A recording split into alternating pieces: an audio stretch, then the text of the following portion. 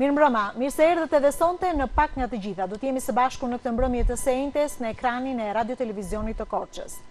Kolegët e Departamentit të Informacionit vazhdimisht në kanë sjellë informacione përsa i përket situatës gripale në qytetin e Korçës. Sot në këtë puntat të Pak nga të gjitha, ne do të përcjellim informacione lidhur me situatën në Pogradec, por nuk do të sjellim informacione vetëm për situatën gripale, por do të shkojmë edhe për të parë situatën shëndetësore në disa fusha. Prandaj kam kënaqësinë sonte të kem për herë të parë në Pak nga të gjitha, apo jo për herë të parë në ekranin e radio-televizionit të Korçës, zonjën Elona Katiraj, drejtoresh e njësisë vendore të kujdesit shëndetësor. Elona, faleminderit që pranuat ftesën. Unë e di që kjo është një situatë goxha e ngarkuar, ashtu sikurse është gjithë viti për ju, prandaj falenderoj që gjetët kohën edhe erdhët në studio. Faleminderit shumë për ftesën, si gjithmonë jemi të mirëpritur në emisionet tuaja dhe faleminderit që na jepni mundësinë të bëjmë me dije të gjithë popullatës se me çfarë merren njësitë vendore të kujdesit shëndetësor, qendrat shëndetësore apo dhe stafi i cili është shumë i përkushtuar, jo vetëm në Pogradec, por në gjithë qarkun tonë, në qarkun e Korçës. Po ne sot do ndalemi në Pogradec. Pikërisht. Ndërkohë kam kënaqësinë që të kem për herë të parë zonjën Kevi Abrashi, ajo është mjeke e përgjithshme në qendrën shëndetësore Pogradec. Doktoresh, mirë se erdhët. Mirë se u gjeta, faleminderit për ftesën. Unë e di që ndoshta tek qendra keni lënë kolegët tuaj, po natyrisht edhe pacientët që vinë çdo ditë trokasin edhe marrin shërbimin mjekësor, prandaj të falenderoj për kohën që gjete për të ndarë me publikun gjithë informacionin e nevojshëm, sigurisht në një situatë paksa të vështirë, siç është ajo pak e rënduar kjo e gripit. Po përpara se sa të flasim për këtë situatë, unë dua të ndaj pak me Elonën edhe një informacion për gjithë ata që ndoshta dëgjojnë për herë të parë edhe nuk e njohin njësinë vendore të kujdesit shëndetësor. Elona, çfarë përfshin njësia vendore e kujdesit shëndetësor në Pogradec? Sa është numri i qendrave shëndetësore edhe konkretisht çfarë bëjnë këto qendra? Po. Atëherë njësia vendore e kujdesit shëndetësor ka në jurisdiksionin e saj 8 qendra shëndetësore, ka 54 ambulanca dhe në total staf ka 216 persona, të përfshirë mjek, infermier dhe staf mbështetës apo teknik të shkencave mjekësore. Ky institucion ka pikë së pari shërbimin familjar, që është pikërisht pacienti në momentin e parë shkon tek mjeku i familjes dhe quhet shërbimi parësor, ka aktivitetet e epidemiologjisë dhe shëndetit mjedisor, njëkohësisht ka aktivitetet promocionale dhe shërbimet parandaluese për fëmijët dhe grupet e riskut. Pra këto janë aktivitetet kryesore të cilat përfshin njësia vendore e kujdesit shëndetësor, por kjo si gjithmonë në bashkëpunim me qendrat shëndetësore. Pra është një ndërthurje shumë e bukur midis njësisë vendore dhe qendrave shëndetësore për të dhënë një rezultat sa më të mirë për sa i përket shëndetit të popullatës. Ky është një prezantim pak a shumë i aktiviteteve, unë më pas do të jap aktivitete më të detajuara, por do të doja pikë së pari që doktoresha të na jepte një informacion më të detajuar për sa i përket situatës gripale. Do të ndalem pak tani pikërisht tek situata gripale, sepse besoj është shumë me interes për publikun e gjerë. Doktoresh, jemi në fillimin e muajit shkurt, kemi lënë një muaj paksa të ngarkuar me shifra të cilat kanë ardhur gjithmonë në rritje. A mund ta konsiderojmë pikun e sezonit gripal? Atëherë duhet të themi që kjo periudhë mund të konsiderohet si piku i sezonit gripal, sidomos periudha e fundit të muajit janar dhe fillimit të muajit shkurt.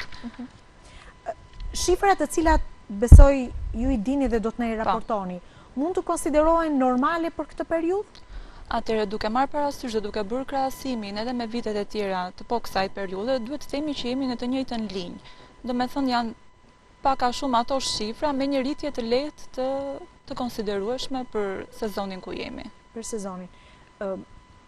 Dikush ndoshta për shkak edhe të shifrave që raportohen apo të grup moshave që do të përmendim pak më vonë që preken, mund ta konsiderojmë këtë situatë mund të jetë afër kufirit të një epidemie? Për momentin nuk mund ta konsiderojmë si një situatë epidemie, por jemi gjatë gjithë kohës duke menaxhuar, duke ndjekur pacientët tanë, duke i këshilluar dhe jo, nuk jemi në pikun e një epidemie. Ku kur mund të konsiderohet një epidemi gripale, doktoresh? Një epidemi gripale mund të konsiderohet në momentet kur këto shifra mund të dyfishohen, mund të trefishohen, kur pacientët e kanë më të vështirë për të stabilizuar, simptomat janë më të vështira për të tejkaluar.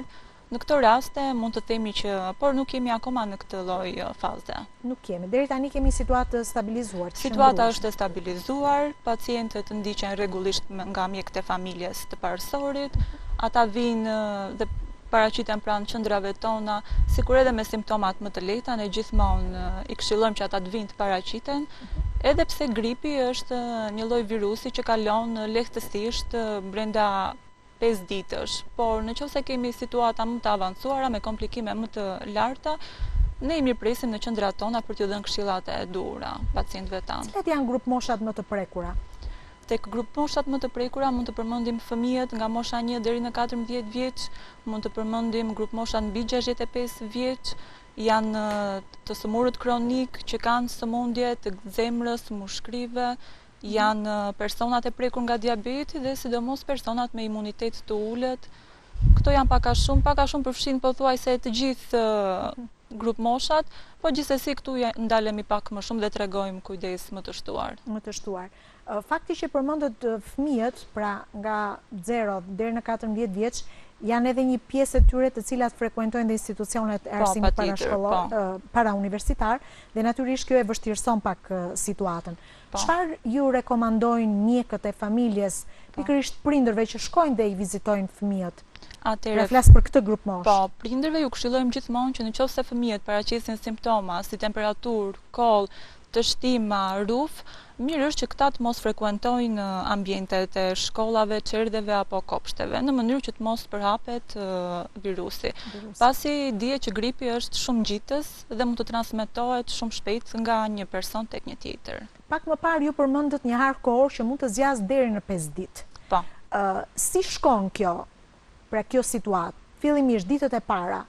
Atëherë, simptomat e para të gripit janë temperatura e lartë, 38 mbi 5.5 gradë Celsius, janë lodhja, dobësia trupore, janë kolla. Këto janë simptoma që të cilat me një ark kohor prej 5 ditësh duhet të stabilizohen. Në qoftë se ndodh që këto simptoma të i kalojnë këtë harkun kohor prej 5 ditësh, atëherë këta pacient këshillohet të paraqiten tek mjeku për të parë më tej se si është ecuria e pacientit. Në këtë harë kohor të 5 ditëve, mund të kemi një fëmijë të cilit nuk i zbret temperatura. Kur duhet të shqetësohet një prind? Atëherë një prind duhet të shqetësohet në qoftë se për një periudhë kohore prej 5 ditësh këtij fëmijë nuk i stabilizohet temperatura. Dhe patjetër që duhet paraqitet tek mjeku për të marrë. Sa mund të jetë kjo temperaturë ku 38.5 gradë, mbi 38.5 gradë. Deri në se ka prindër që shqetësohen, i shkoj 38 temperatura. Vrapojnë të marrin ndonjë antibiotik, kërkojnë domosdoshmërisht te mjeku i familjes të jap antibiotikun. Atëherë duhet të theksojmë që antibiotiku nuk e lufton virusin e gripit. Viruset nuk luftohen nga antibiotikët. Antibiotikët përdoren vetëm në situata më të rënduara. Si fillim, temperatura menaxhohet me antipiretik të ndryshëm, të cilët mjeku i familjes i rekomandon, i përshkruan dhe i këshillon prindërit për të ndjekur më tej fëmijët e tyre. Dhe prindi duhet shqetësohet nëse kjo temperaturë i kalon. Në qoftë se kjo temperaturë 38.5 gradë shkon më shumë se kaq dhe zgjat në kohë më shumë se sa 5 ditë, atëherë prindi patjetër që duhet të shqetësohet. Duhet të shkojë të drejtohet mjekut të familjes, marrë këshillimin e nevojshëm. Po, dhe të ndjek këshillat e mjekut. Si ka shkuar kjo situatë? A kemi ne këto grup mosha që përmendëm të rënduar situatën, pra e kanë kaluar të arkun kohor dhe ndoshta mjekëve të familjes ju është dashur të drejtohen spitaleve për shtrime, qofshin këto edhe ditore? Atëherë, nga praktika ime e përditshme, mund të them që pacientët e mi e kanë ndjekur në një mënyrë të njëtrajtshme ecurinë e gripit dhe janë stabilizuar në këtë hark kohor prej 5 ditësh. Shumë rrallë mund të ndodhë që ta kenë të i kaluar këtë harkun kohor dhe kanë avancuar simptomat apo komplikacionet e ndryshme, por që nuk kanë ndodhur deri në rastin që të mund të kemi pasur shtrime në spital. Mirë, ne do të kthehemi prapë me doktoreshën se do të flasim pak për këshillat në mënyrë që kjo situatë mos agravoj e gripit, sepse duhet ndalem pak me Elonën tek ajo që çdo vit në fakt është një lloj thirrje edhe për parandalimin e kësaj situate të rënduar, që janë vaksinat e gripit që ofrohen çdo vit për cilat grup mosha, Elona? Atëherë unë po thoja, doja të shtoja diçka, meqense pyetët dhe në mënyrë të përsëritur se sa është numri i rasteve. Nga statistikat që kemi nxjerrë ne, numri i rasteve është 170 persona që paraqiten me gjendje gripale. Duke marrë shkas javore, kjo është javore, duke marrë shkas dhe duke bërë një shkallë krahasuese me vitet më përpara, ka një shkallë rritje si vjet, por duhet të kemi parasysh që ka shumë persona të cilët nuk paraqiten fare tek mjekët e familjes. Kështu që ky trend është në rritje. Por a jemi në prag të epidemisë? Nuk jemi në pragën e epidemisë, ka qenë një situatë më së menaxhueshme nga ana e mjekëve të familjes. Pra, e kanë gjetur zgjidhjen, pasi po të vëmë re simptomat, një pjesë e madhe këtyre personave nuk kanë qenë me temperaturë. Dhe gjëja e parë kur një person paraqitet tek institucioni shëndetësor, është temperatura, siç e tha dhe doktoresha, 38.5. Sigurisht ne kemi bërë shumë parandalime. Njësia vendore nëpërmjet sektorit të promocionit, nëpërmjet sektorit të epidemiologjisë, shkon dhe ju flet nëpër shkolla nxënësve, bëjmë takime të herpaseshme me qendrat shëndetësore, por sidomos në ato qendra ku popullata është më e lartë. Pra takimet më të shumta janë bërë edhe në përfshatra, por sidomos në qytet, në shkollat ku frekuentohen më shumë nxënësit.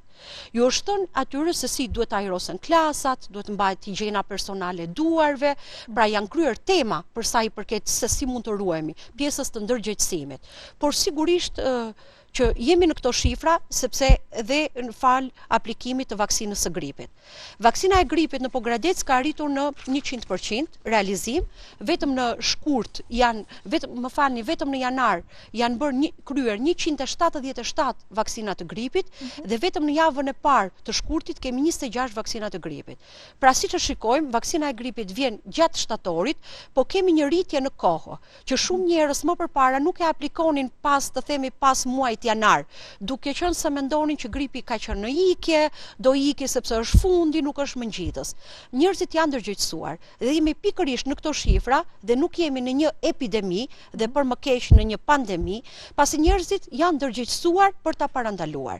Dhe një nga gjërat kryesore që mua më vjen mirë ta them që në nivel qarku ne jemi shumë mirë me vaksinën e gripit, ka qenë pikërisht vaksina. Kush janë target grupet? Sigurisht që janë fëmijët 0-18 vjeç, të cilët duhet të vaksinohen, janë të sëmurët kronik, janë gratë shtatzëna dhe pensionistët. Por sigurisht që ne kemi patur vaksina për të gjithë personat të cilët kanë qenë të interesuar dhe pse nuk i përkasin këtyre grupeve. Pra, ne kemi pas vaksina, fal dhe mbështetjes që kemi patur nga Ministria e Shëndetësisë dhe Mirëqenies Sociale, kemi patur doza të vaksinave të cilat i kemi aplikuar dhe në për grupe të tjera të cilët kanë qenë të interesuar. Sigurisht që vaksina e gripit nuk bëhet në momentin që personi është me grip, është i sëmur, paraqitet më përpara tek mjeku i familjes, këtë udhëzimi kemi dhënë dhe në momentin që është i shëruar totalisht, i aplikohet vaksina e gripit. Pra, nuk bëhen vetëm nga njësia vendore kujdesit shëndetësor, po këto vaksina shpërndahen në për të 8 qendra shëndetësore. Dhe sigurisht aplikohen nga stafi mjek dhe infermier. Kur duhet, pra, që në mënyrë që të parandalohet gripi tek çdo individ, sa kohë përpara duhet ta bëj? Pra, ne e dim që gjithmonë me uljen e temperaturave fillon edhe trupi i njeriu të reagojë. Tani, sa më përpara duhet, sa kohë më parë njeriu duhet ta aplikojë vaksinën e gripit? Perfekt do të jetë periudha tetor-nëntor. Tetor-nëntor. Është një parandalim shumë i mirë. Ideale dhe në këtë moment neve marrim dhe furnizimin me vaksinën e gripit dhe menjëherë sapo marrim furnizimin e vaksinës, ne bëjmë shpërndarjen për qendra shëndetësore dhe atëherë është dhe fluksi më i madh, por mua në bazë të statistikave më vjen mirë që njerëzit ende janë të ndërgjegjësuar për ta kryer dhe në janar dhe në shkurt. Pra të zgjatej në kohë, pasi mbron, pasi ky grip zgjat edhe më tepër. Pra dhe nëse një individ e ka kaluar një grip të rënd, është shëruar plotësisht për parandaluar një grip tjetër që mund ta kap, sepse është një rikthim, është një virus që dhe mund të rikthehet tek njeriu, mund ta bëj, mund ta aplikoj vaksinë. Patjetër, sepse ka mutacion tjetër. Nëse ai e ka aplikuar për shembull në vitin 2024, në pop të njëjtën periudhë në tetor, ky është një lloj gripi tjetër. Pra gripi nuk i ngjan gripit kështu që dhe vaksina bëhet është e re, vjen furnizimi i ri, pra nuk është e njëjta vaksinë që është aplikuar një vit më përpara. Mirë po, tani është bërë një edukat pune, sidomos nga të sëmurët kronik, ata janë vetë interesuar dhe mezi presin që të vi furnizimi dhe ata ta aplikojnë me njëherë. Sepse gripi, ata e kalojnë gripin më rënd, sigurisht, për shkak të smundjeve të tjera që kanë. Nga eksperiencat cilët neve kemi ndoshta edhe në familjet tona, prindrit tanë që i kemi në moshë të tretë, të themi dhe të sëmur kronik, e kanë aplikuar vaksinën dhe ja kanë dalë me sukses. Ilona, duke ju referuar stigmatizimit ndonjëherë ndaj vaksinave, për gjithë ata që na ndjekin e që ndoshta ende kanë pikpyetje në kokën e tyre për vaksinën e gripit, a ka efekte anësore kjo vaksinë? Asnjë efekt anësor nuk ka vaksina e gripit. Nuk ka asnjë efekt anësor vaksina e gripit. Mund ta aplikojë çdo njeri? Çdo person. Çdo person çfarë do lloj moshe që ai në çfarë do lloj moshe. Vaksina ofrohet falas dhe gjendet në çdo qendër shëndetësore. Nuk ka nevojë që njerëzit të paraqiten në farmaci ta blejnë vaksinën. Mund të paraqiten menjëherë ke mjeku i tyre i parësorit, pra tek mjeku i familjes, dhe menjëherë i aplikohet vaksina ashtu siç aplikojmë dhe shumë shërbime të tjera, siç është për shembull check-upi apo shërbime shëndetësore të laboratorit e të tjera, të cilat për fat të mirë janë falas në shëndetësi. Doktoresh, është i mbrojtur 100% një pacient që e ka aplikuar vaksinën e gripit? Atëherë nuk mund të themi që është 100% i mbrojtur nga vaksina e gripit, por duhet të themi që një person që kryen vaksinën e kalon gripin me simptoma më të lehta, ka një rikuperim më të shpejt, më të mirë, dhe dua të them një fenomen që më bën përshtypje nga praktika ime e përditshme është që pacientët interesojnë shumë kohë më përpara se sa të vi vaksina për t'u aplikuar për marrjen e vaksinës. Janë vetë të ndërgjegjësuar që duhet ta bëjnë, sepse dhe ata vetë e kanë provuar që në momentin që kanë kryer vaksinën e kanë kaluar gripin më lehtë, më mirë, pa komplikacione dhe e shikojnë që është diçka që duhet bërë. Doktoresh, a ka ndonjë target group që nuk mund ta aplikojë vaksinën e gripit? Atëherë duhet të themi që vaksina nuk aplikohet në momentin kur ata pacientë kanë simptoma të gripit. Mund të kenë temperaturë, mund të kenë koll, mund të kenë rruf. Në këto raste nuk sugjerohet të kryhet vaksina. Në momentin që këta pacientë kalojnë këto simptoma, rikuperohen dhe janë të shëndetshëm, atëherë patjetër që mundet ta kryejnë. Shumë mirë. Po, për ta parandaluar këtë situatë, çfarë mund bëjmë në familjet tona? Atëherë në familjet tona sigurisht larja më shpeshtë e duarve, ajrosja më e mirë dhe më shpeshtë e ambienteve, të mos kemi kontakt me persona që kanë simptoma që ndonjëherë është e pa evitueshme, por gjithsesi duhet të tregojmë sa më shumë kujdes. Këto janë pak a shumë masat parandaluese nëpër familjet tona, lëngje sa më shumë, ushqim sa më i shëndetshëm. Ndonjëherë ne, sidomos prindrit, duke parë situatën gripale të fëmijëve, shqetësohemi edhe vrapojmë menjëherë në farmaci. Dhe duke patur një eksperiencë të mëparshme, vrapojmë dhe marrim një medikament, çfarë do lloj medikamenti, pa u konsultuar fare me mjekun e familjes. Çfarë rrezikshmëri mund të ketë, sidomos kur ne shkojmë dhe blejmë antibiotikun, se kjo është ndonjëherë kundërpërgjigja e parë që bën një nën për ta mbrojtur fëmijën e vet. E vërtet. Atëherë dua të them që asnjëherë nuk duhet të paraqitemi në farmaci pa u konsultuar fillimisht me mjekun e familjes. Mjeku i familjes gjykon më saktë edhe më mirë se si duhet të veprojë një pacient apo një nën me fëmijën e vet, si duhet ta ndjek, kur duhet filluar antiepiretikët, kur duhet filluar antibiotiku, nëse duhet përdorur apo nëse jo. Kështu që asnjëherë nuk duhet paraqitemi në farmaci pa këshillat dhe pa përshkrimin e mjekut. Faleminderit doktoresh, unë dua tani ndalem tek Ilona tek situata e shtrimeve spitalore. Nëse ju keni një informacion në spitalin e Pogradecit. Meqense jemi në pjesën e vaksinimit, përpara se të shkojmë tek shtrimet e spitalit. Doja të informoja të gjithë njerëzit që në kalendarin e vaksinimit është futur vaksina e re, e cila është human papilloma virus, që do të aplikohet për herë të parë si vjet tek kategoria e meshkujve, nga mosha 13 deri në 15 vjeç. Kjo është një vaksinë e cila është aplikuar për herë të parë në vitin 2025 tek vajzat mbi 13 vjeç dhe ne kemi patur një realizim 100% të kësaj vaksine në Pogradec. Mund ta shpjegojmë me fjalë më të thjeshta? Patjetër. Kjo për këtë vit shikoj që interesi, falë ndërgjegjësimi që është bërë nga ana e institucionit ton, interesi, sigurisht që kjo është një bisedë cila bëhet me prindin dhe jo direkt me fëmijën, por ne si institucion, si njësi vendore, kemi bërë takime të herpasershme në ambientet e shkollës me prindrit apo në ambientet e qendrave shëndetësore, duke marrë këtë kategori, duke bërë takime të hapura ndërgjegjësuese për të kuptuar se nga çfarë mbron kjo lloj vaksine. Dhe fakti, kjo është 320 vajza është bërë aplikimi e EPV-s për vitin 2025, se doja që t'jepja një raport, pra shikojmë një trend e cila e mbron. Dhe për vitin 2026, që është kategoria e meshkujve, sapo ka filluar dhe janë aplikuar vetëm 23. Kjo ndodh për shkak të mënyrës së të jetuarit dhe lëvizjes të situatës, të personave nga një vend në një vend tjetër. Pra, ka ndryshuar, nuk është më si më përpara, të rinj të fillojnë dhe lëvizin. Kështu që ndoshta doktoresha do doja që doktoresha ta sqaronte, meqense është e profilit për sa i përket, por edhe unë mund ta sqaroj këtë pjesë për çfarë parandalon ajo. Sigurisht që atëherë duhet të themi që human papilloma virus është shkaktari kryesor i shfaqjes së kancerit të qafës së mitrës. Dhe HPV apo vaksina HPV është ajo që parandalon kancerin e qafës së mitrës kryesisht, por edhe lloje të tjera të organeve gjenitale. Kështu që është shumë e rëndësishme që vajzat në moshën e pubertetit ose pa filluar akoma periudhën e pubertetit ta kryejnë këtë vaksinë për të mbrojtur veten e tyre apo edhe të tjerët nga këto lloj sëmundjesh të cilat janë vdekjeprurëse. Doktoresh, kjo aplikohet vetëm një herë në jetë? Atëherë kjo është një vaksinë që aplikohet në fillim në fazën e pubertetit, por mund të bëhen 2 ose 3 doza të tjera. Në sa kohor duhet kjo vaksinë të aplikohet tek pacienti?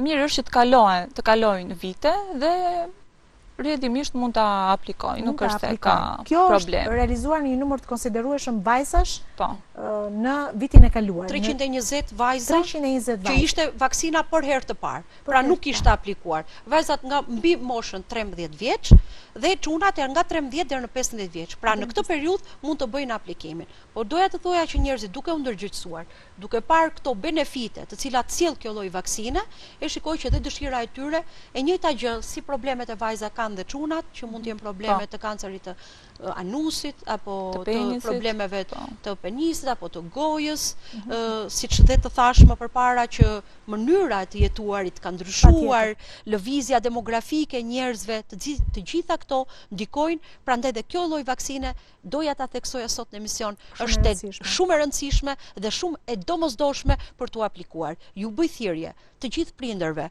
të cilët kanë fëmijët në këto mosha, të paraqiten dhe të marrin informacione, qoftë në njësinë vendore, te krye vaksinatori, apo qoftë në qendrat shëndetësore ku ata banojnë, për t'ia kryer sa më shpejt këtë lloj vaksine, sepse është nga më të mirat për sa i përket kalendarit të vaksinimit.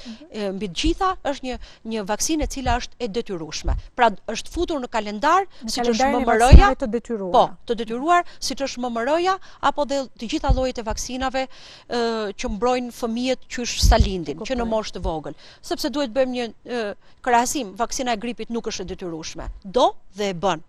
Ndërsa kjo lloj vaksine është e detyrueshme. Dhe për të shkuar më pas tek pyetja që ju më bët, por të mos anashkaluar shtrimet tek spitali. Ja, doktoresh, sepse miraku i gjithë prindërve është, a ka efekte anësore vaksina? Vaksina nuk ka asnjë efekt anësor, përveç se të mbron, të parandalon dhe ka vetëm efekte të mira, mund të themi. E kuptoj. Kështu që doja ta bëja këtë pyetje sepse e di që menjëherë prindrit shkon mendja që çfarë mund të ndodhë, do t'ja bëj vaksinën, pa mund të ketë efekte, çfarë mund të ndodhë disa vite më vonë. Dhe me të drejtë, pra, thjesht e mbron fëmijën nga ato sëmundje që ne i përmendëm pak më parë, qoftë për vajzat, qoftë për djemt, kështu që si vjet kanë mundësi edhe djemt që ta aplikojnë. Një risi, prandaj dhe doja ta theksoja. Kështu që besojmë informacionin më të plot mund ta marrin edhe në qendra shëndetësore, për gjithë ata që vazhdojnë të kenë pyetje nëse mund t'ja bëjnë, po Elona e tha qartë që kjo është një vaksinë që tashmë është futur në kalendarin, ndoshta duke patur parasysh që është rritur ndjeshëm edhe numri i sëmundjeve të kësaj natyre. Tani flasim për shtrimet spitalore, duke patur parasysh që situata gripale natyrisht nuk ka Mund të kufizohet edhe në Pogradec. Siç e tham për shtrimet spitalore, mund të themi që ka shtrime sporadike. Kjo është më tepër për të moshuarit, për ata me një sëmundshmëri, dhe kryesisht tek pediatria ku ka më tepër, por nuk është egzageruar. Nuk ka shtrime të egzageruara. Në spital flas. Kjo për faktin unë mendoj që zinxhiri i shërbimit parësor funksionon shumë mirë. Kështu që jo se doja patjetër që të falenderojmë gjithë mjekët dhe infermierët e parësorit, të cilët i kanë pritur njerëzit dhe nuk ka nevojë që një person të paraqitet me patjetër ke urgjenca e spitalit, pasi ke urgjenca e spitalit ju e dini shumë mirë që ka raste më të rënda se sa të shkojë një person thjesht me grip. Por fal punës të palodhur që kanë bërë mjekët, infermierët, injeksionet në qytet njëkohësisht, mund të theksojmë që janë një shërbim nga ora 8 e mëngjesit deri në 8 të darkës. Ka qendra shëndetësore të cilat neve i kemi edhe 24 orë. Pra fal punës së tyre ka bërë që shtrimet në spitalin e Pogradecit të jenë më të ulta. Po, këtë Elona, ma e zarove si pyetje, po gjithsesi dua t'i kthem. Është një problem që ne në fakt e kemi ndarë me publikun e gjerë edhe në edicionet tona informative.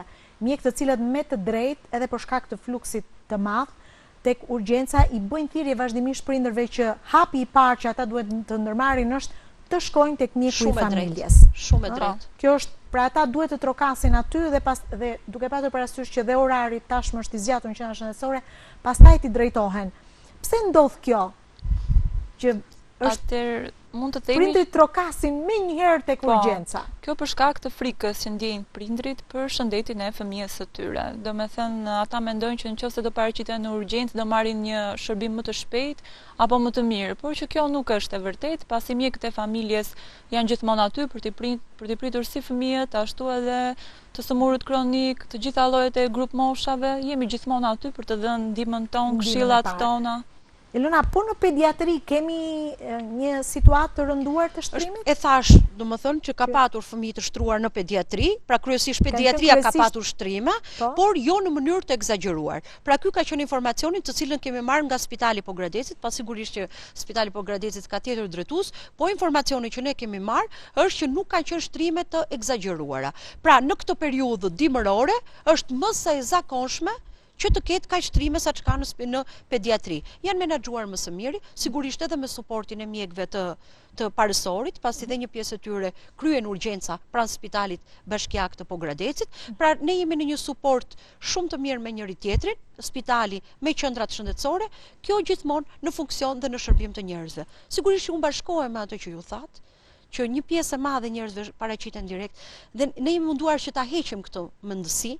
Jemi munduar që her pas here të flasim njerëzve në qendra shëndetësore që ne kemi mjek shumë të përgatitur. Ne kemi infermier me eksperjenca pune dhe njerëz shumë të përgatitur dhe të përkushtuar pranë qendrave shëndetësore. Sigurisht që situata ka ndryshuar shumë, po të them, por ende ka punë për të bërë që njerëzit të mos shkojnë direkt tek urgjencat, sepse ma besoni që është një lodhje e jashtëzakonshme për sa i përket mjekëve që ndodhen në urgjencë për të përballuar gjithë këtë fluks. Duke ju bërë dhe ne një suport shumë i madh gjatë periudhës së verës, nëpërmjet qendrës verore të cilën e hapim, fal mbështetjes të ministrisë tonë, për 4 muaj jemi një suport shumë i madh për pushuesit.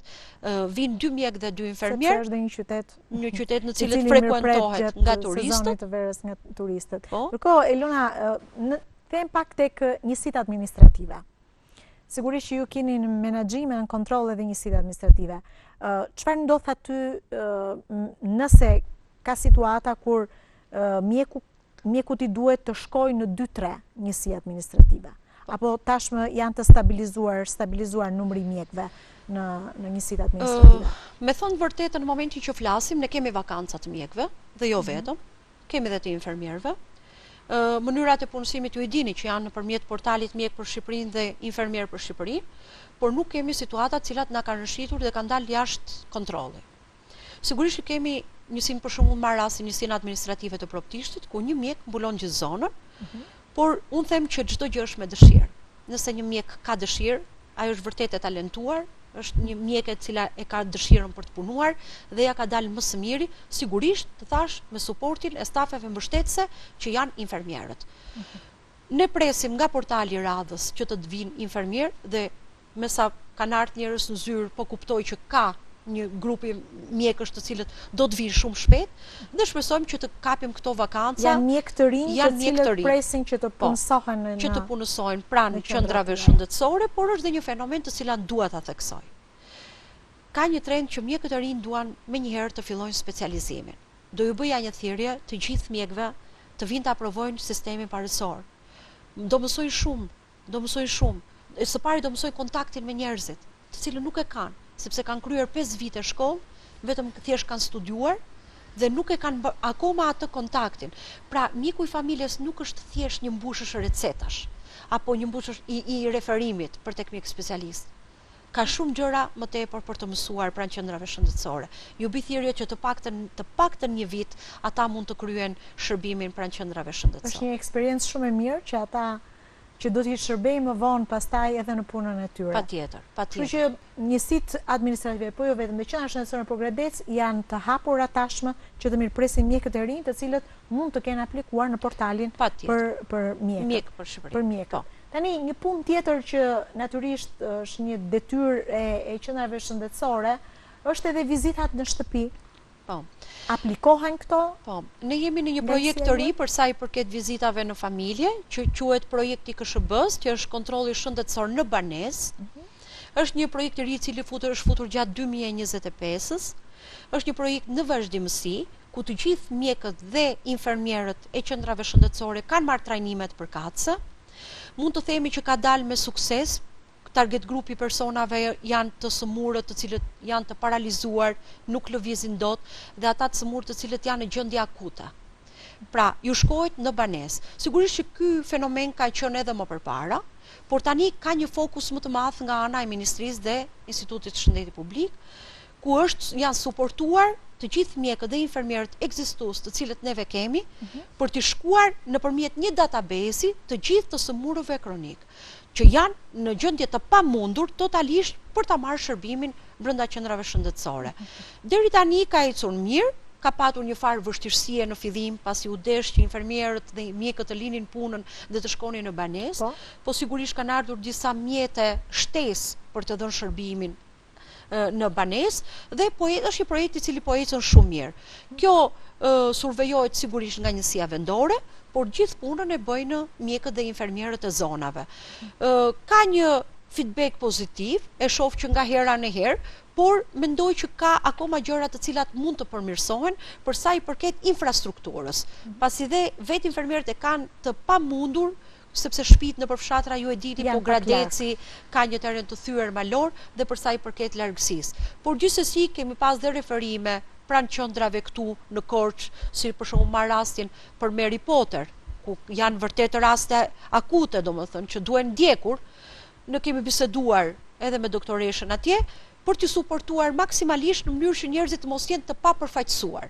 Pra, duke shkuar në banesë, ti çon një kartel dhe merr një informacion të plot përveç shërbimit, merret edhe një lloj informacioni plot që ti ta japësh më tutje tek mjekët të cilët janë më të specializuar. Thash, mendoj që gjatë 2026 do jetë projekti në cilësinë më të lartë, por shpresoj që të thash edhe një herë duhet të jetë dëshira e madhe për ta bërë punën ashtu si duhet. Doktoresh, cilat janë vështirësitë më të mëdha që hasni ju, kryesisht cilët janë pacientët në të cilëve ju shërbeni në familjet e tyre? Se kemi edhe, duhet të theksojmë që ndoshta vit pas viti raportojmë edhe për një rritje të numrit të moshuarve të cilët jetojnë vetëm në familjet e tyre dhe ndoshta tek këta duhet edhe më tepër kujdes. Është e vërtetë, është rritur numri i pacientëve të moshuar të cilët jetojnë vetëm, dhe sidomos në rastet kur këta pacientë vuajnë nga sëmundje të cilat nuk i lejojnë që këta të lëvizin nga banesa, si sëmundje degenerative apo invalidët. Unë jam një ndër mjekët që jam trajnuar pikërisht për këtë lloj shërbimi dhe i kemi ndjekur të gjithë ata pacientë të cilët kanë pasur nevojë për shërbimin mjekësor në banesë, bashkë mjek dhe infermier. Sa herë i shkohet një pacienti, sa herë ai ka nevojë, apo është një grafik siç ta Elona? Atëherë në përgjithësi ndiqet një grafik. Pacientit i shkohet 2 herë në javë për vizitë ndjekëse në banesë. Kur shikojmë që pacienti stabilizohet, ecuria është e mirë, pastaj kjo rallohet pak, bëhet një herë në javë apo edhe më pak, por gjithsesi pacientët janë gjithmonë në kontakt me mjekun e familjes, ata kanë numrat tanë të telefonit ku mund të na njoftojnë gjatë gjithë kohës, marrin përgjigje pa hezitim nga ne, kështu që janë gjatë gjithë kohës në survejimin tonë. Kështu që edhe nëse nuk kanë mundësi të moshuarit të mos shqetësohen sepse vjen mjeku i familjes në shtëpinë e tyre për t'i shërbyer, për t'i dhënë pra shërbimin për cilin ata kanë nevojë edhe për të stabilizuar nga ana shëndetësore. Ka raste për shembull kur ata pavarësisht se ju shkoni e refuzojnë shërbimin në shtëpi? Po ka pasur pacient që edhe kanë refuzuar këtë lloj shërbimi dhe nuk kanë pasur. E mendojnë më mirë kontaktin me ju në qendrën shëndetësore. Po, kanë më shumë dëshirë të vinë aty të paraqiten, të masin tensionin, të bisedojnë me ne për këshillat që duan apo për shqetësimet që kanë dhe e shikoj që kanë më shumë dëshirë të paraqiten vetë pranë qendrës shëndetësore. Më të rralla janë rastet kur ata kanë nevojë në shtëpi. Nëse kemi pacientë të cilët nuk kanë mundësi as për të marrë mjekimet e tyre. Ju krijohet kjo hapësirë dhe mundësi nga mjekët dhe infermierët që t'ju çohet mjekimin në shtëpi? Patjetër. Pra flasim për ata që kanë dhe sëmundje kronike. Po, të sëmurët kronik patjetër që marrin mjekimet me rimbursim, të cilat janë të rimbursueshme 100% vetë nga shteti, kështu që patjetër edhe ne mundësojmë këtë çuarjen e mjekimeve në shtëpi, pas një lloj problemi. Meqense u ndalëm ke KSHB-ja, doja që të thosha që shifra për 2025 është 4137 persona, të cilët ju shërbyer por në banesë. Por këtu nuk bëjmë dot një shkallë krahasuese, pasi siç të thash, ky është një projekt i ri i cili ka dalë në 2025. Pra, ne pretendojmë që nga 4137, ne urojmë që të gjithë të jenë mirë, po ky numër të jetë në rritje sa ata të ndërgjegjësohen, shikoj se është shërbimi shëndetësor i cili do vi në familje. Mirë, po doja të ndaloja pak në pyetjen që i bë doktoreshës lidhur me mjekime dhe me barnat të cilët ata marrin. Sigurisht që nuk është një kompetenca jona për ta bërë këtë gjë. Dhe unë do të mbështesja këtu një projekt të cilin e kishte dhe falenderoj dhe kryetarin e Këshillit të Qarkut që ne kemi bërë një takim përpara 2 javësh, në të cilën do doja shumë që shërbimi social të ishte dhe të zhvilloj ky projekt. Do doja shumë dhe ishte vërtet emocionale me gjitha rastet cilët ne na u paraqiten atje. Ndoshta në një moment të dytë juve do ta shihni edhe vetë si ka funksionuar, por do doja që ata të ishin një ndihmë shumë e madhe për sa i përket, sepse mjeku aty e mbaron detyrën. Nuk mundet një mjek apo një infermier të shkojë dhe të blejë dhe barnat. Sigurisht që për anë njerëzore ata e kanë bërë, por sepse këtu ka dhe një konflikt. Ku e more barin, si e more barin, do të thënë, lëshon vërtet doktoresha lëshon recetën, por nuk mund bëhet ajo e cila mund ta çojë këtë bar atje dhe këtë mjekim. Sepse këtu hyn në lojë shërbimi social. Bravo. Këtu dua të them që keq interpretohet. Pavarësisht se nuk ka asnjë gjë të keqe, sigurisht është një detyrë shtesë sepse në detyrat funksionale mjekët dhe infermierët nuk e kanë këtë gjë. Shkojnë dhe bëjnë shërbimet shëndetësore, patjetër, i japin shërbimin, bëjnë injeksionin, patjetër që do e bëjnë. Por ama ju të blenë barnat këtyre personave.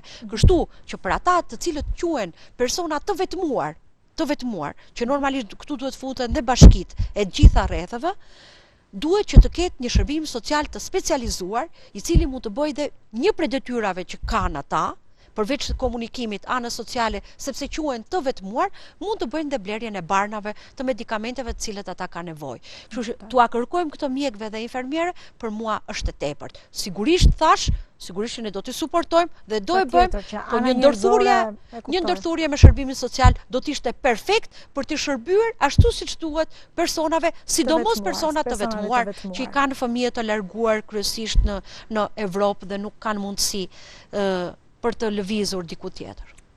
Shumë mirë, është e vërtet në fakt, ne kemi pasqyruar edhe takimin që kryetari i Këshillit të Qarkut, zoti Petrika Tokuçi, ka realizuar në fakt me gjitha njësitë vendore të Qarkut të Korçës, me 6 bashkitë, dhe mes tyre, ashtu sikur se tha Elona, është në fakt është bërë me dije se ndoshta shumë shpejt shërbimi social do të hyjë në lojë për të bashkëpunuar me qendrat shëndetësore për të ofruar të shërbim më së të nevojshëm, sidomos për njerëzit e vetmuar në shtëpitë e tyre.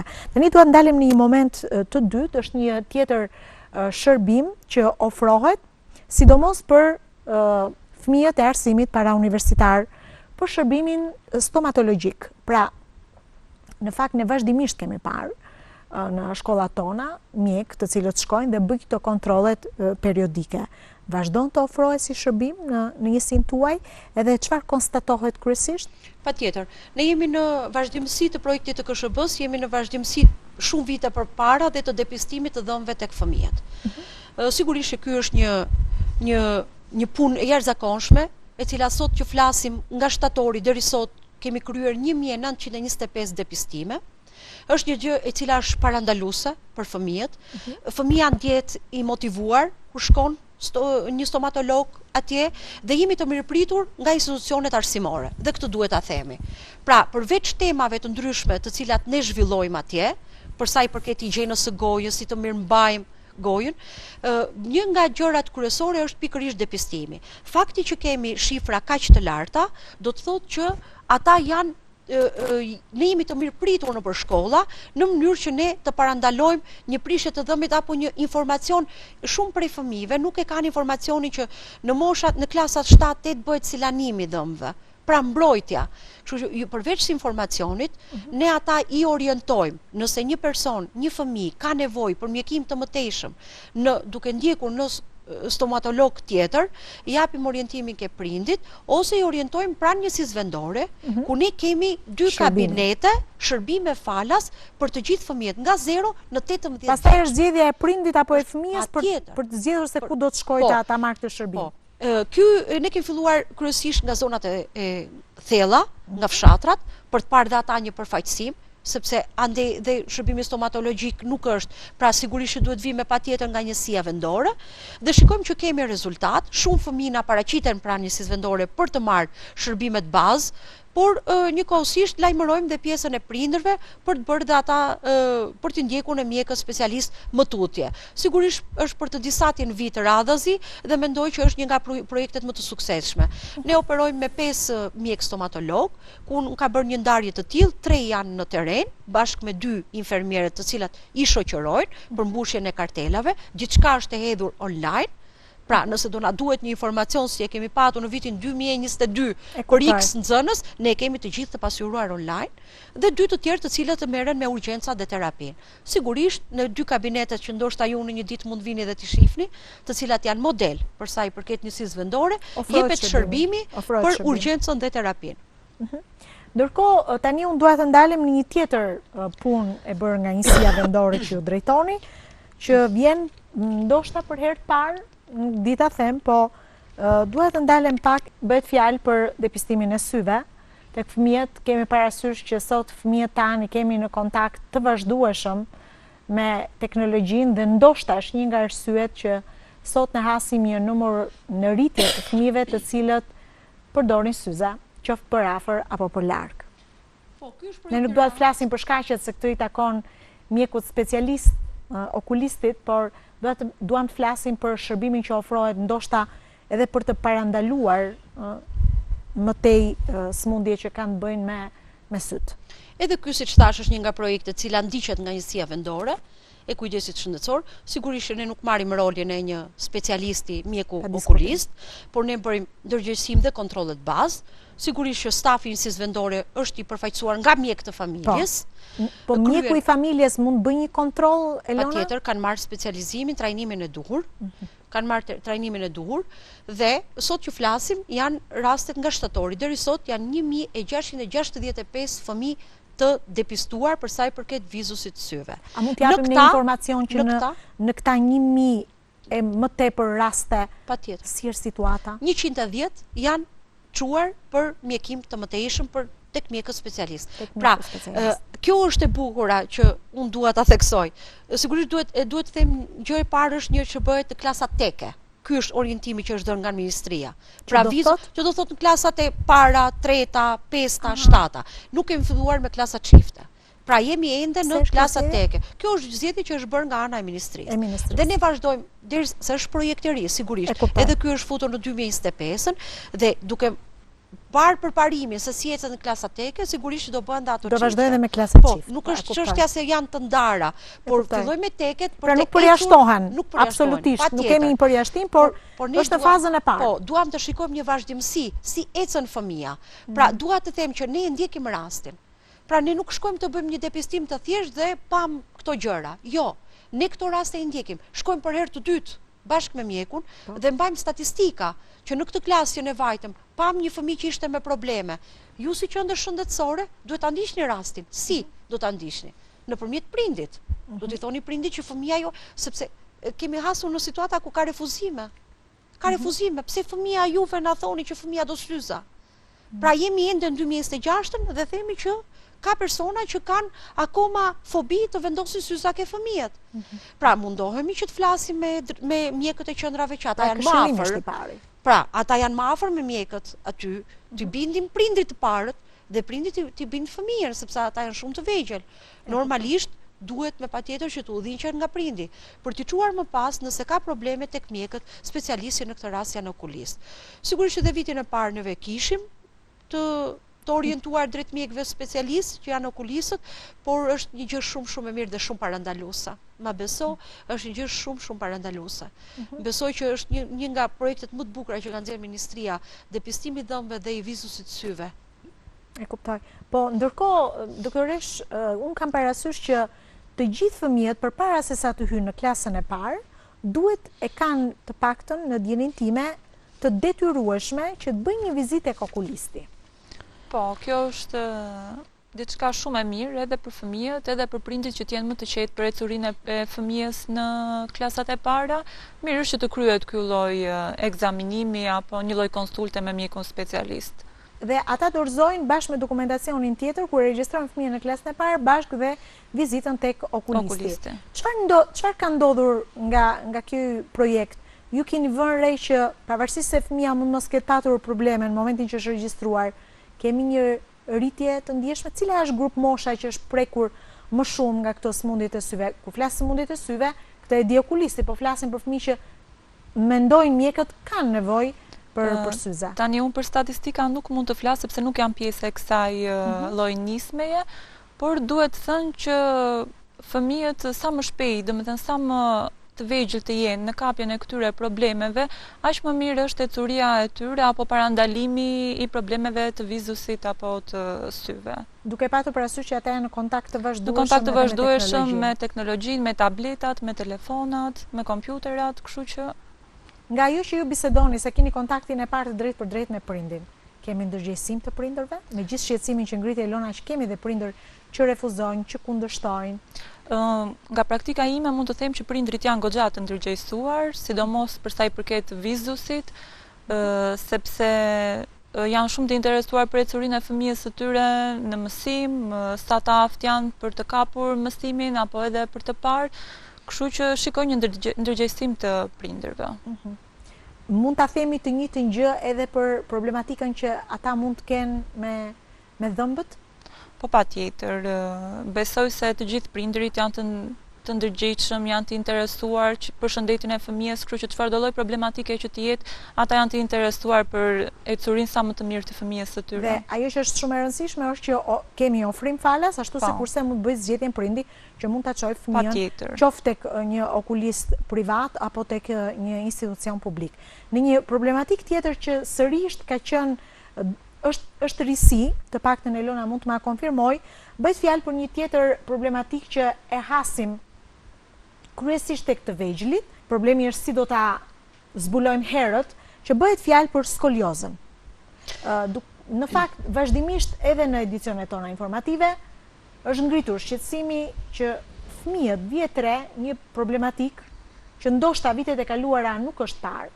Është rritur ndjeshëm numri i fëmijëve që kanë probleme me skoliozën për disa arsye, shkaqet mund të jenë nga më të ndryshmet, qëndrimi ndoshta i orëve të gjata para kompjuterit, ose ashtu siç një pjesë e mirë e prindërve kanë shprehur shqetësimin e tyre, janë peshat e rënda, ndoshta të çantave të librave që ata mbajnë vazhdimisht në kurisë. Po, arsyet dhe shkaqet i din specialistët, ne do të flasim për punën që bëhet nga njësia vendore në Pogradec lidhur me këtë problematik. Projekti i skoliozës është projekti më i ri i fundit, që sapo ka filluar, ende nuk kemi një as rezultat, as shifra, as statistika. Mua më vjen mirë që ju thatë që më përpara nuk është bërë dhe kjo është shumë e vërtet, më vjen mirë që Ministria po kap disa pika kyçe, se si mund të ndikojmë ne për të parandaluar. Se sigurisht është pasaj spitalori, specialistë të tjerë të cilët merren, si mund ta parandalojmë? Mua më vjen shumë mirë që pikërisht na ka futur ne ministria për të parandaluar, sepse rezultati që ka shumë persona të cilët rregullohen më pas, tregon që ky projekt po ecën. Për sa i përket skoliozës, në mënyrë të veçantë, ne jemi dytësor.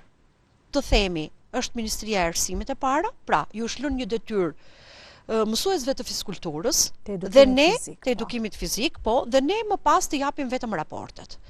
Tani, ky është çështje bashkëpunimi. Se në qoftë se këto projektet e para ne i kishim me qendrat shëndetësore ku i kemi institucionet e varësisë, tani duhet të kemi kontakte drejt për drejt me shkollat. Pra, na duhet bashkëpunim me shkollat, me drejtoritë arsimore, bashkëpunim me prindit, se edhe këtu ka probleme, dhe sigurisht dhe bashkëpunim me nxënësit, me fëmijët. Pikë së pari janë mësuesit e fizikulturës, të edukimit fizik, që duhet ta evidentojnë problemin, të jenë shumë të vëmendshëm. Të jenë të vëmendshëm ndaj këtij problemi. Kanë marrë trajnimet, sigurisht kanë marrë trajnimet për katër. Pra, hapi i parë ka qenë trajnime me mësuesit e edukimit fizik, të cilët janë trajnuar se ndoshta si duhet jenë më vigjilent për të zbuluar këto raste. Po, ata e kanë marrë komplet trajnimin se si duhet ta zbulojnë. Pra, duhet të shohin çfarë problematik ka në shtyllë kurrizore një fëmijë. Ata mund ta vënë re. Ata mund ta vënë re sepse gjatë procesit të orës mësimore apo gjatë lojës që fëmijët bëjnë gjatë orës së edukimit fizik, është syri një specialisti, një mësuesi që mund ta evidentojë. Pikërisht. Prandaj për këtë neve jemi mbështetës, ata na japin vetëm raportet. Pra, mësuesi i edukimit fizik raporton në drejtorinë e shkollës dhe drejtoria mund të krijojë një lidhje me ju. Me njësinë vendore dhe ne më pas bashkëpunojmë me qendrat shëndetësore kur është rasti në fjalë, apo qoftë edhe me shërbimin spitalor. Pra, prandaj po them, është një bashkëpunim midis arsimit, domethënë shkollave në këto raste, fëmijëve, prindërve dhe shërbimit spitalor. Pra, ne në këtë rast jemi, si të thuash, dytësor.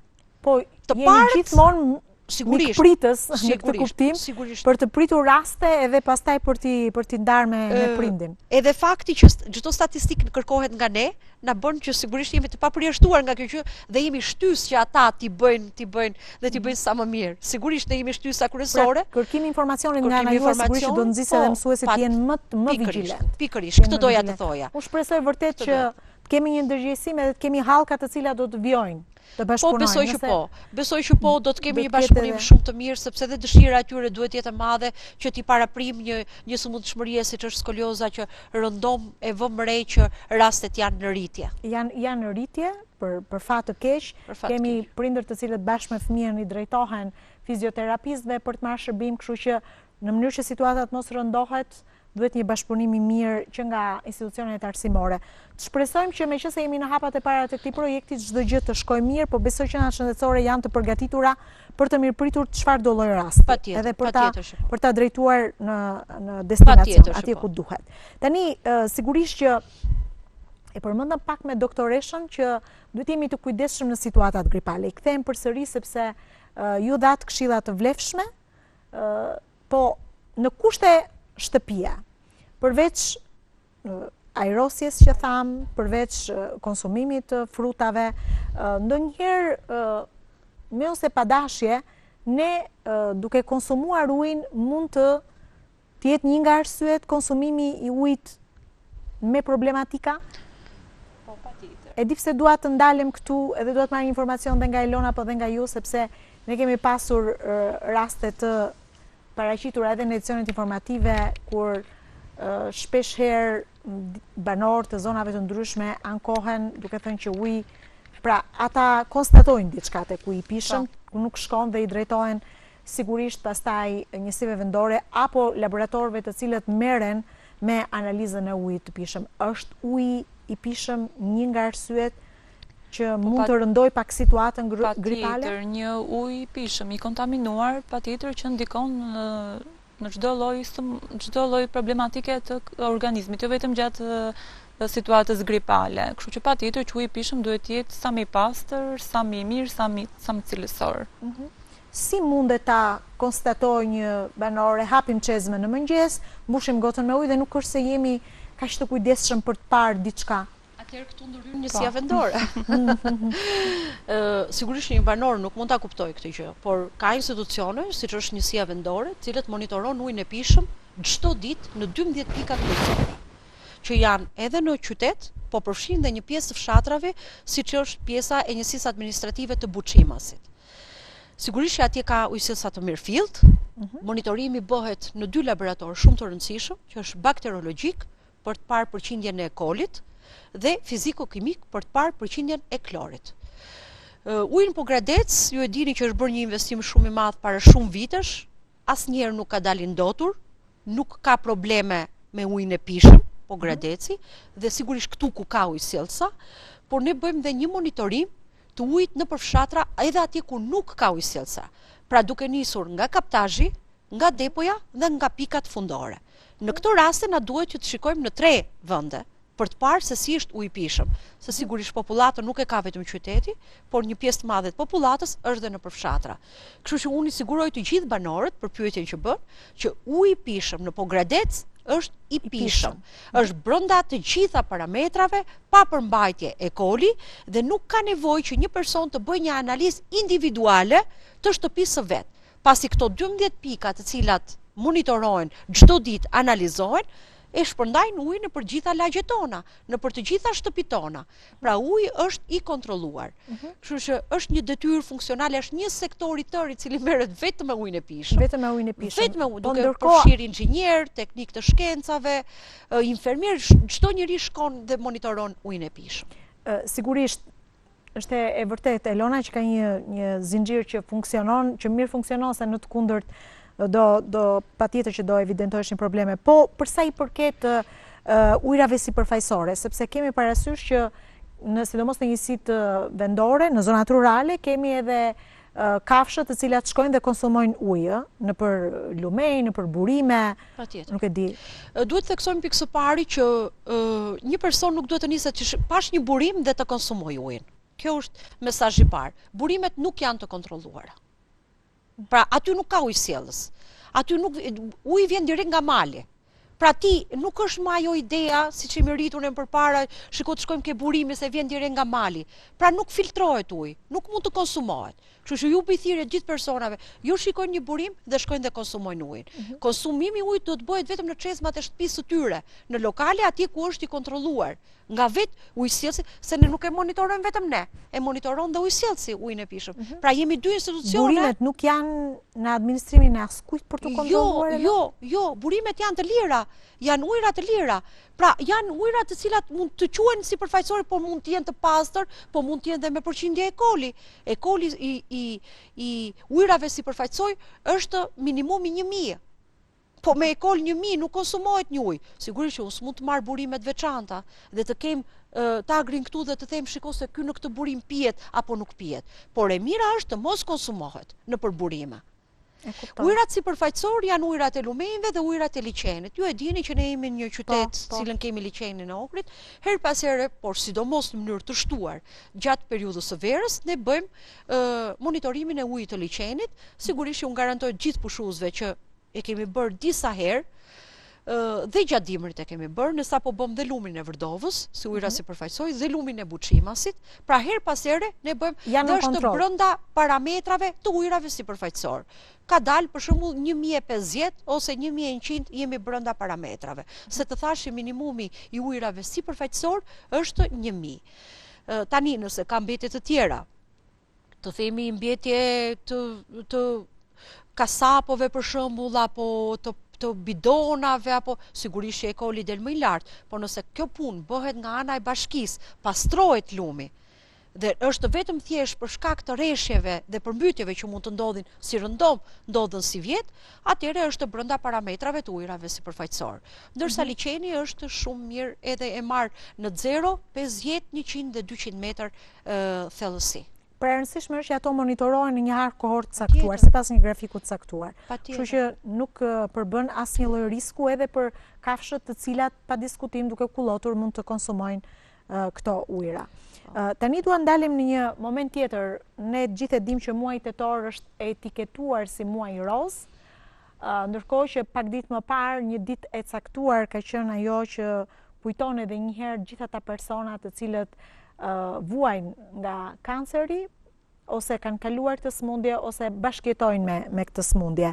Dhe natyrisht që puna e parë, ashtu sikurse ndër vite, tashmë fillon pikërisht nga qendrat shëndetësore, nga ditë të veçanta ku ju bëhet thirrje, veçanërisht zonjave grave, të cilat duhet bëjnë jo vetëm eko, po edhe mamografi që në ditë të caktuara, në periudhë të caktuara ofrohet edhe falas.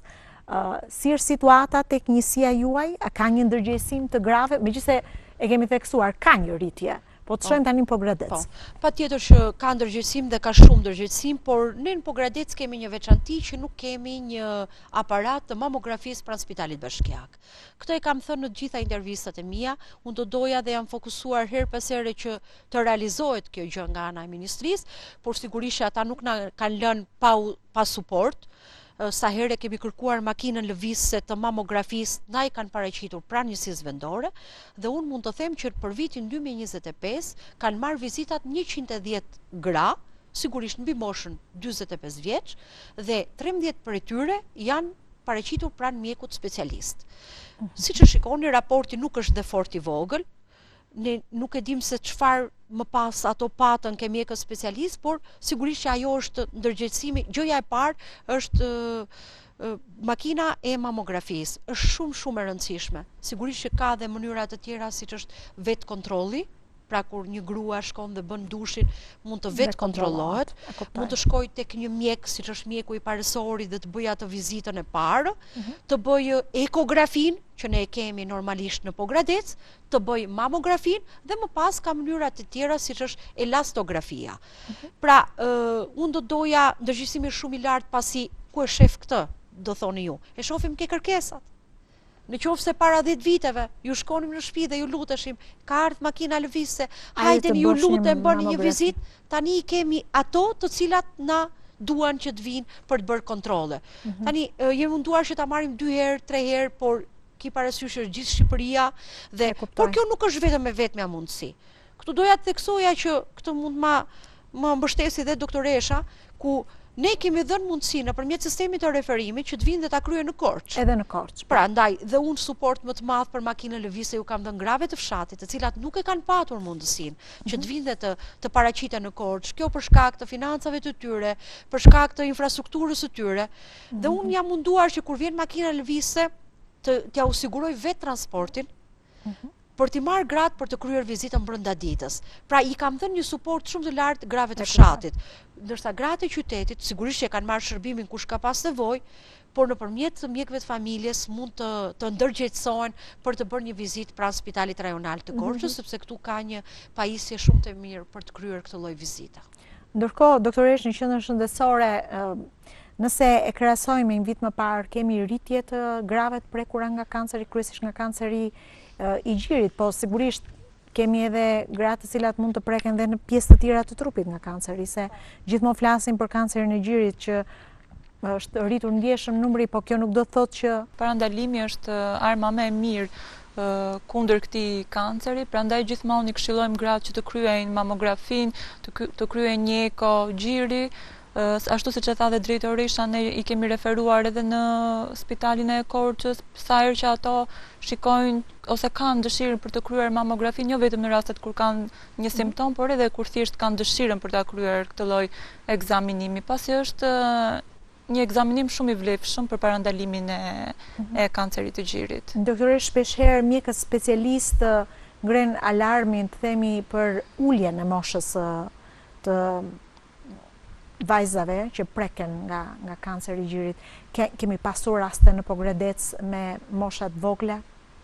Vetëm mirë nga këto statistika që neve kemi nuk kanë qenë moshat vogla. Nuk kanë qenë moshat vogla, dhe nga statistikat që ne kemi ndër vite, jo vetëm vjet, shumë raste kemi patur që janë parandaluar nëpërmjet makinës si ka ardhur ke ne. Bile mos them që një raste kemi dhe brenda njësisë vendore. nuk ishte kryer asnjë lloj kontrolli, nëpërmjet mamografisë e ka zbuluar, ka konstatuar që ka pas pikërisht këtë lloj problemi. Prandaj thash, ju bëj thirrje dhe theksoj edhe një herë dhe doktoresha e përmendi, vet kontroll gratë, mos bën një dush të thjesht, po të vet kontrollohen dhe nëse nuk e kanë këtë mundësi të paraqiten, të jenë vigjilente, qoftë tek mjeku apo tek infermieri për t'i bërë një kontroll. Mendoj që ndërgjegjësimi është rritur, por më tepër edukata e grave, sepse rëndom gratë merren me punë të shtëpisë, vrapojnë që të bëjnë ato, të mbajnë fëmijë, të bëjnë drekën, por rallëherë kujdesen për veten. Kështu që ju bëj një thirrje, është shumë e rëndësishme që t'i bëjnë këto kontrollet për të parandaluar këtë sëmundjet, që është mund të konsiderohet sëmundje e shekullit. Për ta mbyllur këtë bisedë, do t'i rikthejmë edhe një herë aty ku e nisëm, tek situata gripale. Doktoresh, për ta përmbyllur, ne thamë në Pogradec nuk kemi një situatë epidemie, kemi një situatë gripale, mund ta konsiderojmë pak më të rënduar se vitin e kaluar, gripin e këtij viti. Dëgjojmë shpesh njerëz që e kalova shumë rënd këtë vit, kanë pasur kryesisht dhimbje koke, ndonjëherë edhe dhimbje stomaku. Janë këto simptoma të cilat i keni evidentuar dhe vitin e kaluar? Duke bërë krahastimin me vitin e kaluar, mund të them që situata është pak më e vështirë, domethënë gripi i këtij viti është pak më i rëndë dhe më i vështirë për t'u kaluar, po gjithsesi me menaxhimin e dur, me mjekimin e dur, ka pasur ecuri të mirë. Çfarë simptoma janë shtuar këtë vit tek një pacient në krahasim me vitin e kaluar? Mund të përmendim dhimbjen e stomakut, mund të përmendim të dhimbje stomakut. Po, mund të përmendim të vjellat. Të vjellat. Po, këto janë pak a shumë simptoma që më përpara nuk është se i kemi hasur dhe i shikojmë të reja si vjet. Dhe me shtimin e këtyre simptomave shtohen medikamentet apo më shumë këshillat për të shmangur medikamentet? Si fillim, gjithmonë këshillohet pacienti dhe mjekimi apo medikamentet janë gjithmonë për trajtimin simptomatik të këtyre lloj sëmundjeve. Kështu që bëhet një trajtim për temperaturën, për të vjellat, për dhimbjen e stomakut, por jo se jemi bazuar shumë tek mjekimi i rënd apo që ta rëndojmë sa më shumë pacientin. Gjithmonë mundohemi me këshilla që ai ta kalojë sa më lehtë dhe sa më mirë gripin. Doktoresh, është normale që një grip të zgjatë deri në 5 ditë? Deri në 5 ditë konsiderohet normal. Normale. Pra nuk duhet shqetësohen kaq shumë njerëzit apo nënat për të vegjëlit e tyre. Nuk duhet shqetësohemi sepse do bëj ciklin e vet, po. Është më mirë që ky kujdes të merret brenda mjedisit të shtëpisë apo të shkojnë të jashtë, t'i drejtohen? Patjetër që brenda mjedisit të shtëpisë është më mirë, sepse kështu parandalon edhe infektimin e personave të tjerë, menaxhon më mirë situatën edhe të fëmijës, edhe të prindit, dhe prindrit janë më të ndërgjegjshëm, më të kujdesshëm për të kontrolluar fëmijët e tyre, për të dhënë këshillat e nevojshme. Doktoresh, dua të prek një kategori të veçantë që janë fëmijët të vegjël që ende ushqehen me gjirin e nënës. Çfarë i rekomandohet nënave? Atëherë nënat duhet të kenë kujdes. Të cilët i kanë fëmijët në gjë. Po, duhet të kenë kujdes të mos kenë kontakt me persona me simptoma, sepse në këtë lloj mënyre mund të infektojnë vetë, mund të infektojnë fëmijën. Duhet të jetojnë në kushte sa më të pastra, sa më higjienike, të ajrosin sa më mirë shtëpitë e tyre, të marrin ushqim të shëndetshëm për veten e tyre, në mënyrë që edhe fëmia të marrë atë qumshin sa më të shëndetshëm, të pinë sa më shumë lëngje. Këto janë pak a shumë këshillat kryesore që ju jepen. I rekomandohet një nëne që më shumë ta mbaj ta ushqej me gjirin, me qumshin e vet, një bebe që mund të jetë prekur nga një situatë gripale. Patjetër që qumshti i gjirit është dije, domethënë për cilësitë e veta edhe për vlerat që ka, kështu që një nën që ka qumë është patjetër që këshillohet të vazhdojë ushqimin me gjë.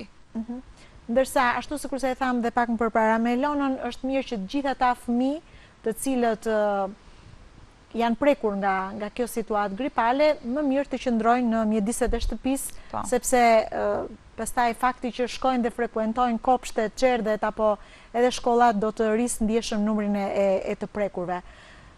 Sa mund të zgjas kjo situatë nga eksperienca që ju keni nga vitet e kaluara, doktoresh? Se jemi edhe në pikun e dimrit, megjithëse jemi në një dimër të butë, ta konsiderojmë të butë, ku temperaturat nuk i kemi në 0 gradë. Po, duke krahasuar me vitet e tjera, mund të them që kjo situatë nuk mendoj se mund të zgjasë edhe shumë, përderisa dhe temperaturat po rriten, edhe njerëzit i kanë marrë ato këshillat e tyre, janë më të ndërgjegjësuar, kështu që mendoj se edhe pak kemi dhe mund ta kalojmë këtë vështirësi. Brenda muajit shkurt besoj situata numri do të vi në rënje i të prekurve nga gripi. Sepse normalisht është ulur dhe agresiviteti i këtij lloji infeksioni. Ulet agresiviteti, sa më shumë kalon koha, ai nuk bëhet më ngjitës për të tjerë, por shumë bukur ndrytu dhe unë kjo thirrje do bëja edhe për prindit.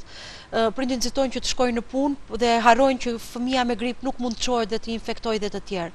Kështu që ja kam dy gjëra shumë të rëndësishme. Së pari duhet ta mbajnë fëmijën të izoluar në shtëpi, se gripi është njësoj si sëmundjet e tjera infektive, sepse infekton dhe tjetrin. Edhe kur kemi një rast të sëmundje infektive, sigurisht që i mbajmë njerëzit të mbyllur, ashtu sikur se ka qenë dhe situata e Covidit, do i lutesha të gjithë prindërve, më mirë të marrin lejë nga punët e tyre dhe të përkushtohen të paktën një 5 ditëshe, që ata të mos bëjnë burim infeksioni për të tjerët. Dhe e dyta që doja të thoja është se e tha dhe doktoresha, gripi nuk mund të kalohet me antibiotik. Shumë veta shkojnë direkt në farmaci dhe më vjen keq që shumë farmaciste bëhen doktoresha. Do ju lutem personave të paraqiten tek mjekët e familjes, ta vazhdojnë të paktën 3 ditë me antipyretik, ka mundësira për të kaluar gripin dhe jo direkt të shkojnë tek antibiotiku.